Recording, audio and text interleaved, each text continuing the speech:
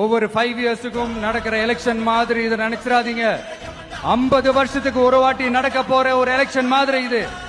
அதிசய எலெக்ஷன்.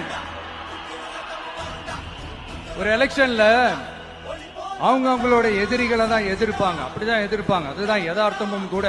ஆனா இந்த எலெக்ஷன்ல தான் ஒட்டு மொத்தமா எல்லாருமா சேர்ந்து ஒருத்தனை எதிர்க்கிறாங்க. ஒட்டு மொத்தமா எல்லாருமா சேர்ந்து இந்த விஜயை எதிர்க்கிறாங்க.